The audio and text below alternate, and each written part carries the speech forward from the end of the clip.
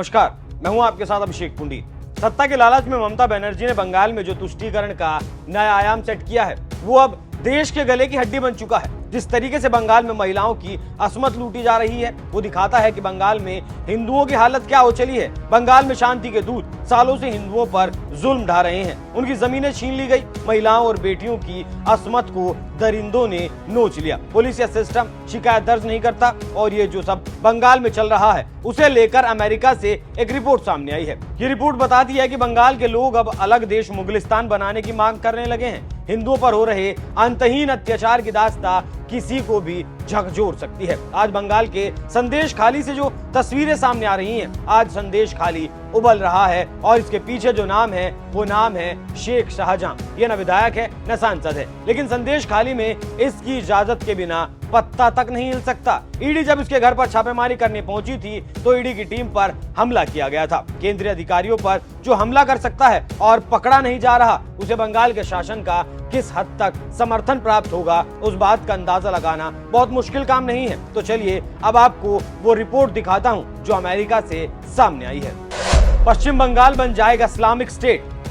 पश्चिम बंगाल में शांति दूतों के कहर का अंदाजा आप इसी बात से लगा सकते हैं कि वहां की स्थानीय महिलाओं का कहना है कि ये जो महिलाएं उन्हें अच्छी लगती हैं, उन्हें वो पार्टी कार्यालय ले जाते हैं, जब मन भर जाता है तब उन्हें छोड़ दिया जाता है। विरोध करने पर घरों को आग के हवाले कर दिया जाता है, सरकारी सेवाएं बाधित कर दी जाती हैं। बंगाल की इसी हालत को लेकर अमेरिकी पत्रकार जेनेट लेवी ने 2015 में आशंका जताई थी कि पश्चिम बंगाल जल्द ही इस्लामिक स्टेट बन जाएगा। जिस बंगाल को कभी भारतीय संस्कृति का प्रतीक माना जाता था, वो बंगाल आज शांति दूतों का गढ़ बन चुका है और जो बदलाव बंगाल में हो रहा है उसकी चीख अमेरिका तक पहुंच गई, लेकिन भारत का शासन आंख मूंदे बैठा है। साल 2015 में अमेरिकी पत्रकार ने अपने लेख the Muslim takeover of West Bengal में कहा था कि बंगाल जल्द ही इस्लामिक देश बन जाएगा। जेनेट लेवी ने दावा किया है कि भारत का एक और विभाजन होगा और वो भी तलवार के जोर पर। जेनेट लेवी ने आशंका जाहिर की है कि कश्मीर के बाद पश्चिम बंगाल में अब गृह युद्ध होगा और अलग देश की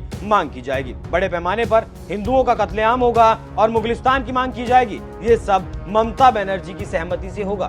2013 में पहली बार बंगाल के कुछ कट्टरपंथी मौलाओं ने अलग मुगलिस्तान की मांग शुरू कर दी है। इसी साल बंगाल में हुए दंगों में सैकड़ों हिंदुओं के घर और दुकानें लूट लिए गए और कई मंदिरों को भी तोड़ दिया गया। इन दंगों में सरकार द्वारा पुलिस को आदेश दिए गए कि वो दंगाइयों के खिलाफ कुछ ना करें। जेनेट लेवी ने यह दावा ऐसे ही नहीं किया, इसके पीछे उन्होंने कुछ तथ्य भी दिए हैं और मुगलिस्तान बनाने के पीछे मुस्लिमों की तेजी से बढ़ती जनसंख्या और हिंदुओं की तेजी से घटती जनसंख्या को वजह बताया गया। जेनेट लेवी का दावा है कि आजादी के वक्त बंगाल में हिंदुओं की आबादी 30% थी, लेकिन अब वहां हिंदुओं की जनसंख्या मात्र 8% रह गई है, जबकि पश्चिम बंगाल में मुसलमानों की आबादी 27% के पार पहुंच गई। कई जिलों में मुसलमानों की आबादी 63% के पार पहुंच चुकी है। बंगाल की यही 27% आबादी शरिया कानून लागू कर अलग देश बनाने की मांग करने लगेगी।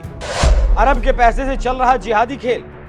जेनेट लेवी ने अपनी रिपोर्ट में दावा किया है कि इस्लामिक देश की सूत्रधार ममता बनर्जी बनने जा रही हैं। रिपोर्ट में दावा किया गया कि इस जिहाद के लिए अरब देशों से फंडिंग होने जा रही है। जेनेट लेवी के मुताबिक ममता सरकार ने सऊदी अरब से फंड पाने वाले 10,000 से ज्यादा मदरसों को मान्यता देकर वहां की डिग्री को सरकारी नौकरी के काबिल बना दिया। सऊदी से पैसा आता है और उन मदरसों में वहाबी कट्टरता की शिक्षा दी जाती है।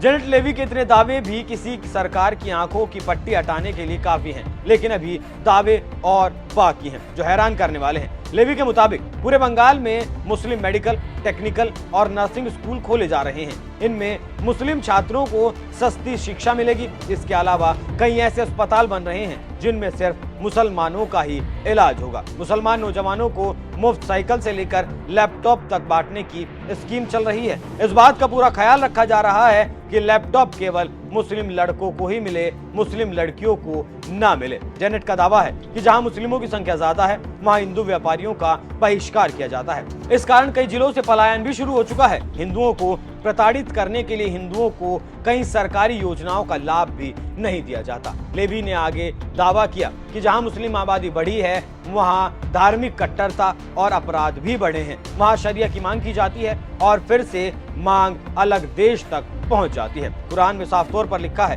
कि दुनिया में इस्लामिक राज स्थापित हो और इसके लिए ममता काम भी शुरू कर चुके हैं। जेनेट लेवी ने दावा किया है कि ममता ने अब बाकायदा आतंकवाद समर्थकों को संसद तक भेजना शुरू कर दिया। जून 2014 में ममता बनर्जी ने अहमद हसन इमरान नाम के एक कुख्यात जिहादी को अपनी पार्टी के टिकट पर राज्यसभा सांसद बनाकर भेजा। हसन इमरान प्रतिबंधित आतंकी संगठन सिमी का सह संस्थापक रहा है। हसन इमरान पर आरोप है कि उसने शारदा चिटफंड घोटाले का पैसा बांग्लादेश के जिहादी संगठन जमात इस्लामी तक पहुंचाया है ताकि वो बांग्लादेश में दंगे भड़का सके। इस पर आईएसआई से रिश्ते रखने के भी आरोप लग चुके हैं। जेनेट के मुताबिक बंगाल से जल्द ही विभाजन की मांग उठेगी। अपने लेख में लेवी ने पश्चिम देशों को चेतावनी भी जो है दे चुकी है अपने लेख के जरिए कि जो देश मुस्लिम शरणार्थियों को अपने यहाँ शरण दे रहे हैं उनका अंजाम बुरा नहीं बल्कि बहुत बुरा होने वाला है। बंगाल में भी कुछ वैसा ही चल रहा है। मुहर्रम के चलते दुर्गा विसर्जन पर रोक लगा दी जाती है।